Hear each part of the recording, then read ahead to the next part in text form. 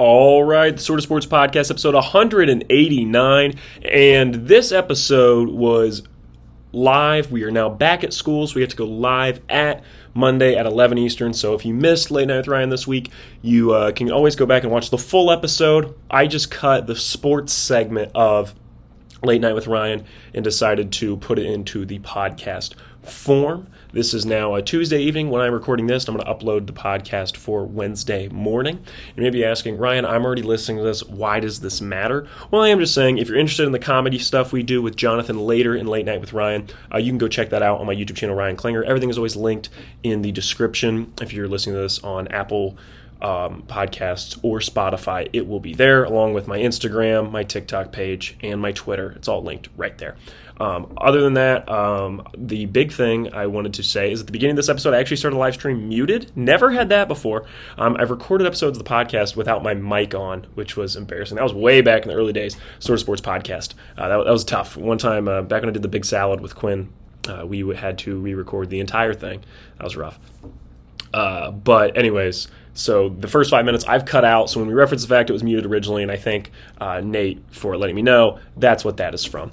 The other thing is Mike Tomlin this afternoon, stepped down from his position with the Steelers. I'm willing to bet that was a you're fired or you step down type situation. And it's just crazy to me because my entire life, like, all I remember is John Harbaugh was the coach of the Ravens and Mike Tomlin was the coach of the Steelers. And Austin was actually in class with world-famous Austin Fisher. And as soon as we heard the news, he goes, isn't it crazy Zach Taylor is the one AFC North job that's going to be safe? Which is crazy because I think he's the worst coach in that division. It seems to be that Mike Tomlin will not be taking another head coach offer. It seems like he's going to take some time off. Maybe he's going to do the Mike Vrabel thing where he takes 1 year off and then comes back next year. I think it'd be interesting to see him in Miami. I'm not going to lie to you.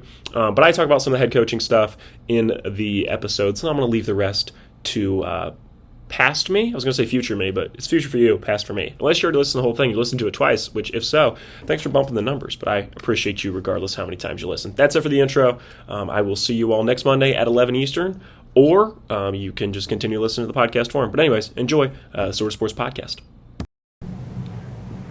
There we go. I fixed it. I had this whole thing on mute. I'm so embarrassed. I'll rerun what I was saying. We forgot to bring our interpreter today. Oh, yeah. We were going to do this. We were doing this whole this whole episode like a silent film was the original thought. Do you think when I turn this into a podcast, should I leave the whole part where it was muted or start here? For retention rate, I should start here. It would be hilarious if you ran it like black and white and then just put the sentence like a 1930s film. Can you run a podcast in black and white? Isn't that just voices? Well, I guess So I take this and I put it into a podcast format. Gotcha. I don't know. I'll probably cut it. But if you put really the funny fun. little jazz behind it, I think that would work. Funky jazz? Well, no, the elevator jazz music. you know, like yeah, like the like silent film music. Yeah. All right, thanks, Nate. He texted me, made sure we got this going. Anyways, what I was saying, my predictions for head coaches: John Harbaugh to the Titans, Kevin Stefanski to New York, Daboll and Flores team up in Vegas. Reason I think that is because there's no better There's no better quarterback without a coach right now than Cam Ward, unless you're counting Lamar Jackson. But obviously Harbaugh's not going to go back to Baltimore. I said my Carolina Panthers losing felt like Rocky 1, where we just came up a little short of Apollo Creed, and that's all right. Hopefully you have a strong offseason. I do think the NFC South is going to get better this year, so I hope the Panthers can get better along with that. Thank you anybody who tuned into the Sort of Sporties last week, my favorite thing to do every year. And thank you to anybody who texted me about the Carolina Panthers in the playoffs. I know I'm one of the only Panthers fan anyone knows because there's only like 10 of us, but I still appreciate the texts. And it's really funny, you guys will have to hear me say these exact jokes again because you all just heard them like 3 minutes ago. But anyway. We're going to keep this going, actually. Oh, we're going to keep it going. All right, now bring in Mr. Austin Fisher. Yeah! Woo! And I'm still just as whimsical as I was 3 minutes ago because the Pittsburgh Steelers are down 18 and about to face their annual wild card exit, meaning the Cleveland Browns still have a more recent playoff win than the Pittsburgh Steelers. Hey now. Are they going to fire Tom? Oh, and another pick from Aaron Rodgers. Please go all the way. A second defensive touchdown? Has the second defensive touchdown hit Acrisure Stadium? It absolutely has. The Texans defense, man. Wow. Are you the Skip Bayless of the Steelers? Yeah, I think I am. I'm Stephen A. Smith. You know what I mean? On First Take when he's giving the top 5 I'm thinking lists, Skip. he's like, Is it Skip? Here we go. You know Yeah, skip with LeBron. Isn't Skip a LeBron hater, or am I losing it? Yeah, but I think as of late, he's kind of just come around. He's like, hey, So LeBron's- so you're the Stephen A. of he's the running out Steelers. of time. But what a matchup we're gonna get next week. And do you have your divisional round predictions ready? By the way, are you? Yes, I Okay. do think I beat you last week in predictions. You did. I went 3-3 after this game. I went picked the 4-2. Steelers to win. For what it's worth, I thought Pittsburgh would make it to the AFC Championship game, but it didn't happen. So Wow, I went 4-2. I needed this. This cost me my $1 was going to turn into $200. Should have taken the $60 cash out. But you said cashing out. I shouldn't have listened to you. I should have went for it. Dang it. I'm kidding. I was going to let it ride no matter what. I really thought the Steelers were going to win this game. I truly believed it. All right, NFL playoffs. We had a very strong NFL playoffs. Pretty much all the games have been great. And my thought that the Bears are a team of destiny has aged quite well. And I will say, out of the two of us sitting here, only one of us Super Bowl matchup is still possible. You had Seahawks over Jaguars, a matchup that half of it couldn't even be affected this week, and yet you still lost it. man, but listen, it's like March Madness, right? Like when you pick all the 1 seeds, even if you're right, can you really be proud of yourself? Or what do you mean when you look back? You are going to pick Seahawks Broncos. No, you're right, but I'm not going to play it safe. New England could have been a bye week this week. We all knew Justin Herbert was not going to get it done, and he really didn't get it done. As a Drake May is better than Justin Herbert fan, that Yes. game made me feel good. And I know people are like, the O-line's not good. That's very true. It is. But Drake May is still better than Justin Herbert. Like, regardless of how bad the 100%. O-line has been, Yeah. Drake May is better than Justin Herbert. Like, I think we can end that. And I will say, we were very close to a Joel Embiid, Nikola Jokic situation. Ooh. And what I mean by that is, if Matthew Stafford had lost and then won the MVP, and Drake May goes to the AFC Championship or the Super Bowl, yikes. We were very close to that. And when we talk about this divisional round predictions here in one moment, I think you know where I sit with the Rams, Yeah. and I think you know where I sit with the Bears. And I'm just saying, bear down, baby. And the Bears, I think, looked, in my opinion, the best out of any team this week. And I know you're like, wow, they had such a bad first half. I don't care. Okay. Because I think at some point they have this team of destiny luck on their side that I cannot bet against. That's the team I felt like looked the strongest within Yes. last week. Would you agree? I would, 100%. And these last couple of weeks, I've kind of turned my back on the Bears. I know we've been off there for like a month now, but it started with, I guess we kind of had the pre-recorded episodes when I was picking the Packers to beat the Bears back in December. And I kept that same pick heading into the playoffs. I thought the Packers were getting a little bit healthier. I know they were missing, obviously, Parsons and the majority of their defense, but I just thought that Matt LaFleur would get it together. And after a couple weeks of down games and the Bears riding in on that huge wave of just emotional football, which does not prevail against technical football usually. But for some reason, this Bears team just it does give you that feeling of the 2021 Bengals, and we've been looking for that team for weeks and weeks now. And I threw the Bears out there in the middle of October, and I hopped on. You got off. Yeah, I'm the X now. I broke up with the Bears, and you were I like, can't. what I is he slid doing? in. Yeah. I was like, you fumbled the baddie. I'm You're in. right. You're right. No, I'm in. You're And absolutely right. I give you credit. You're just like, what, respect to the homie. I messed up. So, you're a very kind friend that way. You just handed me the baddie. It's very kind. Yeah, I will admit I was overestimating the Jacksonville Jaguars after their road win against the Broncos. I thought they were the team of destiny. I think I just got the AFC South team wrong based on this. I think that Patriots-Texans game next week with Houston riding a 10-game win streak and the defense, 2 touchdowns tonight, it's going to be a really good game, I think. It's a average offense with an incredible defense. Yes. Versus, I think, an incredible quarterback. Yes. With an average defense. Yeah. I wouldn't say the Patriots' offense is incredible. I think their quarterback is incredible. I would agree. Drake May won them that game, in my opinion, when he ran down the field. Okay. And put him in touchdown. You know what I mean? Yeah. First and goal. Yeah. That was the play of the game. Yes. And honestly, it was weird. I thought it was odd that Patriots-Chargers was the Sunday night game. And I felt that way even more after watching it. It was the worst game of the weekend. I would agree. This game is probably the worst now. But Yes. I'm saying over the weekend, Yeah. that was the weakest game, and it was the one that ended it. And I just felt like, honestly, Panthers-Rams would have been a better Sunday night game. No, they weren't going to do that. They were going to be the Shakey's game. They were going to be the 4 o'clock on Saturday. I understand that. But I'm just saying. Last thing before we go into playoffs talk, looking into next week, is this Mike Tomlin's last game as a Steeler? No. I don't think so either. I don't think it is. I think actually Aaron Rodgers will be a Pittsburgh Steeler next year as well. I think they actually got a lot more out of Rodgers this year. And I get that, it's the same story. It's 10-7. It's a first-round exit. It's a lot of fluky stuff happening in the season to get you to that point. And it's a lot of, stepping on broken glass during the season. But with that being said, I still think Rodgers is an incredible quarterback. And I think Unk's got a couple more years in him. I really do. I think Unk still got it. I think he does. And Mike Tomlin has been looking for a quarterback to just keep for more than 1 year. Yeah. Since Big Ben retired. Well, and I think that also pays credence to the idea that maybe they think if Will Howard is somehow coming along, which I don't think Will Howard would be a great quarterback, right. But there is an argument of if Will Howard gets to sit behind Rodgers for another year, does that make you feel like maybe we should give Will a shot down the line? Yeah. I would feel more confident in that. And that way, you don't feel when Rodgers does retire, you don't feel the need to go into the first round maybe and get a quarterback. You might draft one in the 4th or 5th round, maybe a guy that's a little more dual threat, high ceiling and low floor. But you have that. You feel like you don't have to reach on Sam Levitt. Exactly. You just committed to LSU. You don't have to get that top prospect or anything like that in college football. I think Pittsburgh's in a better place now than what they were last year. I think they have improved metaphorically. We haven't seen it in their record, and what they played tonight was downright awful. Their defense went out there and they forced multiple turnovers, and still they walked away with no touchdowns. That's unacceptable. Yeah.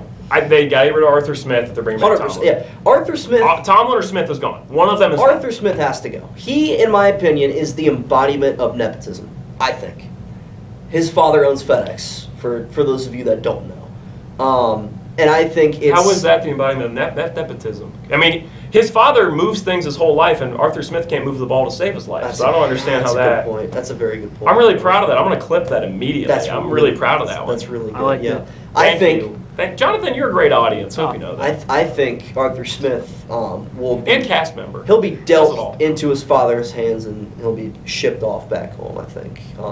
This offseason. I don't foresee him staying. Oh, I got that. Shipped off back home. Did you ever watch those YouTuber videos when you were younger that was like mailing myself? Yes. That's going to be Arthur Smith. Arthur Smith. They're going to pack him back up, but they're going to send him through UPS as the ultimate fuck you to his dad. They're like, I need UPS, bitch. Somebody make an AI video of that, please. I need to see that. That's incredible. Yeah, that'd be really funny. Man, yeah, the Steelers were... Use Grok for its full capabilities. True. That's a good point. Was Grok the one AI that used the trolley problem and was like, I'll sacrifice myself? Yes, I believe it was. Grok was the chaotic good? It also said some other pretty crazy stuff at another point in time. Like a good crazy or bad crazy? I believe it declared itself as Mecha Hitler. What? That sounds like ChatGPT. I'm pretty sure. I could be wrong, but... let me fact check on that. This is crazy. Okay. All right, well, while Jonathan fact checks that, let's think about the slate for next week. So the Saturday games, we know we are going to get Rams-Seahawks most likely as the night game because both those teams played last Saturday. They're going to give them a Saturday break. The winner of this game has to play a Sunday night game. They're not going to make the winner of the Monday Night Football game play on Saturday. I think this game fits the Texans and Patriots. That fits the description of Sunday Night Football. That also, I 100% agree. They want to put Drake May on Sunday Night Football again. Yeah. I think the Sunday night game alongside with that. Oh, we're seeing the schedule right now. This is hilarious. They just showed the Sunday They're not, And we were right. Well, this isn't official. They showed this earlier. I don't think these are... They might be official. No, that's official. Slots. I think it's official. Are they? Okay. Yeah, because Bears-Rams at 4 o'clock is a bit brutal in my opinion. Yeah. I wish that was the Saturday night game, but I understand why it's not. And to think, just to throw this out there in the but to me that made more sense than they need to get a week off. Yeah, no, that's sensible. But to think that we could get a Bills-Texans AFC Championship game, mind you, Houston has never made the AFC title game. Only team in the NFL still, obviously a young franchise, never made it to the AFC title game. Not only would they make it, they would host the Buffalo Bills, a rematch of the 2019 wild card game that Deshaun Watson won for the Texans in overtime. What a game that was. Hey, I'm going to do this for the podcast. Can we get a flashback to the point where I said that this Texans team could use a run to the AFC Championship to make everybody feel better about C.J. Stroud? Thank you. I pointed at the camera. I liked yours better. That's fine. I was throwing it back. There you go. Unless you want me to actually throw it back, in which case we might get demonetized. Yeah. But hello. But I was gonna say, with the Texans. The weird thing with this victory is that I don't feel any better about C.J. Stroud. And I thought that was be the thing for the playoff run. So let's talk about next week. We're going to start with the Saturday game. Can you give me the line for what that is going to look like? Oh, I'm going to see if lines are out yet. They probably should be for the other 3 games. Obviously, this game they might have done the hypothetical thing, which I don't think we're going to touch on it. We both have Indiana. We've had Indiana for months. Yes. We've had Indiana since the start of the playoff. Yeah, no, I thought Georgia would meet them at the very least. I don't think I gave it official. I wish I filled out a college football bracket. I didn't end up. I honestly would have done pretty well, except I had Oregon losing to JMU because I'm cute like that. Gotcha. Wow, these lines are awesome. Okay. Do you just want me to throw out the lines? Yeah, that's fine. Okay, What's the Saturday line? We'll talk about it. One by one. So the game, the times for the games have not been decided, but the dates have been. Okay, just for the Niners Seahawks is going to be the night game. Let's not lie to ourselves. Okay. So this would be, you are about to give me the line for Bills Broncos. 4 o'clock Saturday. Ready for this? Yep. Bills -1.5.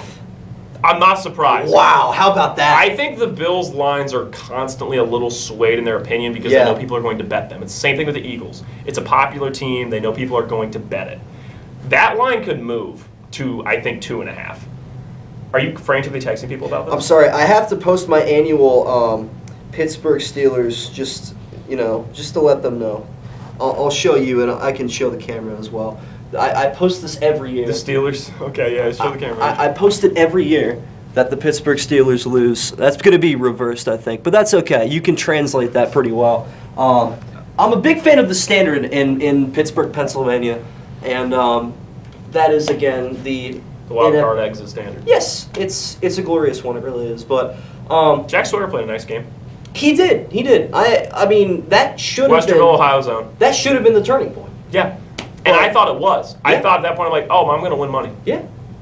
The defense, I thought, held up, and then all of a sudden, Woody Marks killed them. And then Woody Marks got hurt. He came back and continued to kill them. And then they couldn't do anything offensively. It was a weird game. And then Christian Kirk decided to kill them. Crazy. Okay, so back to the Bills Broncos. Yes. Is it weird that everyone seems to be out on the Broncos all of a sudden? Yeah, that's a good point. And I think this Broncos team is a terrible matchup for Buffalo. And what I mean by that is, when you're the Bills, you are a two-man show. You're the Josh Allen, James Cook show. Yep. Yes, that is the only reason you win games. When you're the Broncos, you are the AFC Seahawks. We've said it all season. Yeah. Okay? So I like that. Nick Bonito Yeah. and Patrick Surtain and everybody else in this defense is dialed. They are going to slow down the Bills. Let me kind of pamper this up a little bit. I just want to say one thing. That's fine. If Bo Nix plays a good game, the Broncos win. If Bo Nix plays below average or average, they lose. That's my point.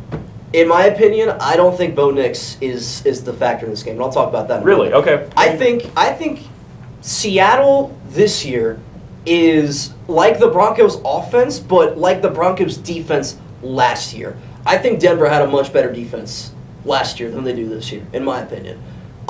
They got to the quarterback more. Pat Surtain was the defensive player of the year last year. Not to say that they're a bad defense. They're still fine. There are just better out there. We just watched one put on a great display tonight. Did the Bills play the Broncos last year 2-7? They did. And the Bills won by how much? That was a blowout, like 30, I want to say. Yeah. The Broncos scored first on the opening drive. It was Troy Franklin. Use that one in your bar trivia. With like a 51-yard touchdown on the opening drive. That was a heck of a throw from Bo Nix. Wow. Really good pull there. But, yeah, no, I mean, flip-flop it, send it over to Mile High. It's going to be a hell of a game. But I told you Bo Nix is not the X factor here. In my opinion, based on the way that this guy has been playing football the last month and a half, it is going to come down to Josh Allen. We have talked for seasons upon seasons. If Josh Allen can get out of his own head against the Bengals and the Chiefs, he is going to make it to the Super Bowl. He does not have to worry about those headaches this year because neither team was able to get to the postseason. Now it's all on him. They got one road win, their first road playoff win in 30 years, mind you, in Jacksonville, where the offense played, I think, pretty good against the Jaguars. Fast forward now, you got a road game against the top team in the conference, and Josh Allen, who played okay, didn't play his best football, he has got to put on his Superman cape and play Josh Allen playoff football like he does year after year. Because I feel like in those games against the Chiefs and the Bengals, I don't think Allen plays bad. It's usually the defense or the special teams that are costing them down the stretch. Allen just needs to play his playoff football. He doesn't need to overthink it. His opponent should not change the way he throws, runs, operates. Nothing should change. I think if Allen plays good football, I don't think the Broncos can run fast enough with him. I think the Bills deserve to be favored. I'm not saying I'm picking them to win, but I understand. Well, who are you picking to win? I understand that. We're going to go on to the next game. Who are you picking to win? Man. Okay, I'm saying the Bills are going to win. I also am saying the Bills are going to win. What's next? Okay, we have the Niners and the Seahawks, which we assume will be the night game on Saturday night, which is funny. 2 weeks ago, to that day, would have been their matchup for the number 1 seed, which the Seahawks won. And I was predicting in that game, I said Seattle's going to win, and San Francisco will beat them in the playoffs. I agree with you. I had this game as the NFC Championship game because I had a lot more chaos going on in that half of the bracket, which obviously is not going to be possible anymore. But I have since changed my mind. It is, by the way, Seahawks are 7.5-point favorites at home. That's a bulky disturbing, line. yeah. That's a bulky line. But I don't know if this is going to come across as like a very disturbing thing. I think the fact George Kittle tore his Achilles completely made me do a 180. I really do. They have nobody to throw the football to right now. Juwan Jennings is wide receiver 1. Ricky Pearsall is wide receiver 2. I don't think Jake Tonjes is going to get it done against that Seahawk defense. I think Kittle was legitimately just enough to pull their head out of the water these last couple of weeks. And now that he's gone, it's the final.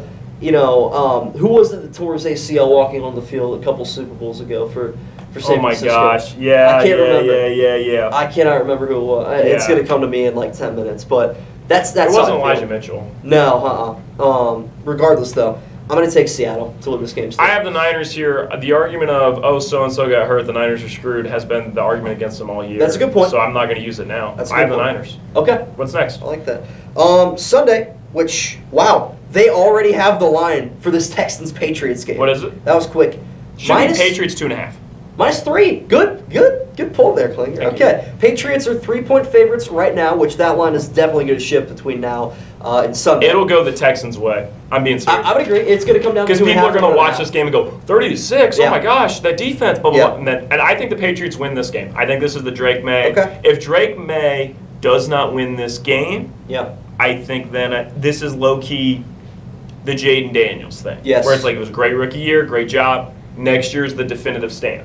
If he wins this game, he just beat what has been one of the best defenses all year. Yeah. He just laid that out, and he's going to have to play an incredible game. And to me, that's putting him where I want to put him, which is he is the 5th guy when you talk about Lamar, Burrow, Mahomes, Allen. Okay. I think that's where I want to put him. Yeah. But this is the game where he proves that. I think there's going to be no excuses. I agree. Now, granted, there could be an excuse if he threw for 450 yards and 5 touchdowns, but they fumbled every special team, obviously. But I'm saying there's going to be no excuses, really. He needs to win this game to be. You want me to do the ESPN get up segment Monday? It's like Drake May needs to win this game. All right, we're talking about him for MVP. You know they always do that. They bring up MVP even though it's already been voted on. Right? We're talking about him for MVP. You're not the MVP if you can't beat one of the best defenses in the NFL. That's like Mad Dog segment. I had to hit the Stephen A. like the chin. Yeah. Let me say something about Drake May. Yeah. To be one of the best. All right, we don't have to. We don't have to keep going. Yeah. Scott Van Pelt later on SportsCenter. Can we just say Scott Van Pelt is like the last great SportsCenter? Yes. I think that every week. I look forward to SVP every week. It's about to come on right now. His ratings apparently went up. Yeah. Congrats to SVP. Yeah, that's awesome. To me, he is the last great ESPN host. I love how much homage he pays to Stuart Scott. That really means a lot to me because he was the heart and soul of ESPN.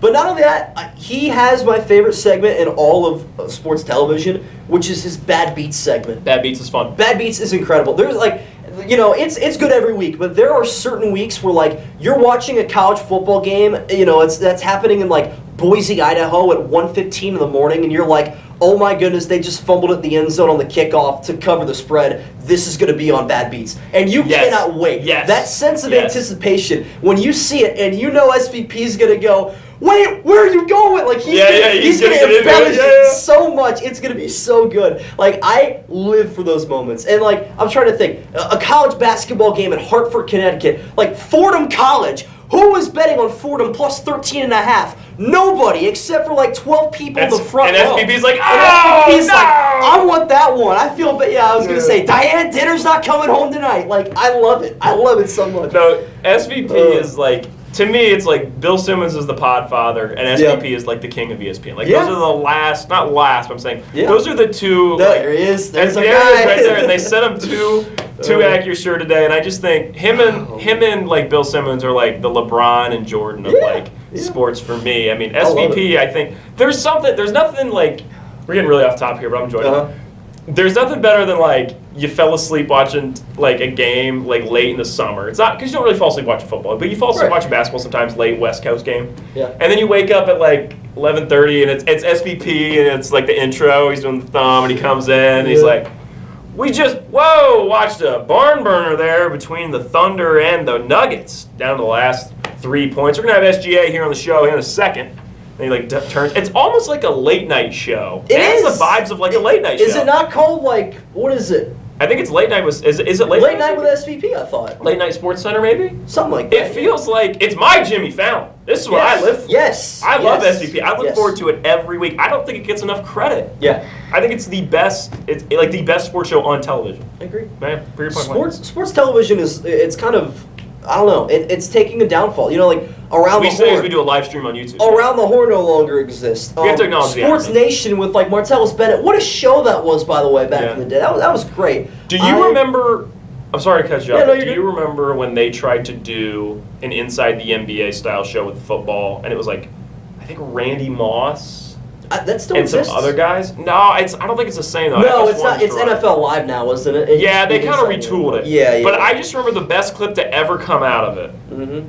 I think it was Randy Moss. I'm not sure though. I thought it was like, I forget who it was. I really forget a lot of the guys. But I just remember they did a segment one time where it was back when Jared Goff was on the Rams, just a while ago. Yeah. And he had an audible where he yelled Nicki Minaj, right? Yeah. And he's like, Minaj, and snapped it, and the guy goes, surprised it wasn't a fake.